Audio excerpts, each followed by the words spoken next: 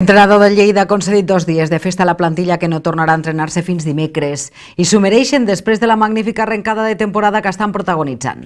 L'equip continua en dinàmica positiva i manté la seva imbatibilitat en aquest inici amb 4 victòries seguides entre Lliga i Copa que donen més valor als 2 empats inicials. Ara, després del triomf d'ahir davant del Penya Deportiva, el Lleida és quart en solitari. Bones sensacions d'un Lleida que segueix invicte. En el partit davant del Penya Deportiva, Gerard Albadalejo ha fet rotacions per donar descans a diversos jugadors que havien disputat el partit de Copa de dimecres. Les primeres ocasions no es feien esperar.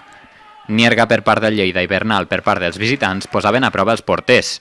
Albadalejo des de la banda demanava més intensitat als jugadors. Primer Mustafa i després Ivan Agudo posaven la por al cos a l'equip ibisenc. El gol arribaria a la mitja hora de joc. Agudo centra des de la dreta i Nierga posa la punta de la bota per avançar als locals.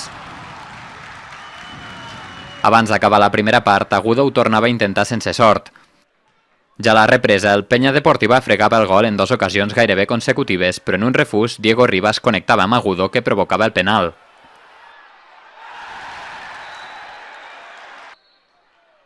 Nierga seria l'encarregat de firmar el segon gol dels blaus i amb un doblet sota el braç marxava ovacionat donant entrada a Adrià Gené, que debutava amb el primer equip.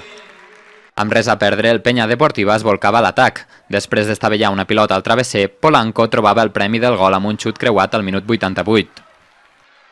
Jo sensació de por no he tingut després del seu gol. Abans havíem fet un pal, després han fet el gol, però jo sensació de por no he tingut en cap moment. És més, he vist més a prop el 3-1 que el 2-2, però les sortides que hem fet a la contra bastant clares. Per tant, crec que és una bona victòria, 8 de 12, continuem invictes, l'equip treballant i és un dia per estar feliç, no?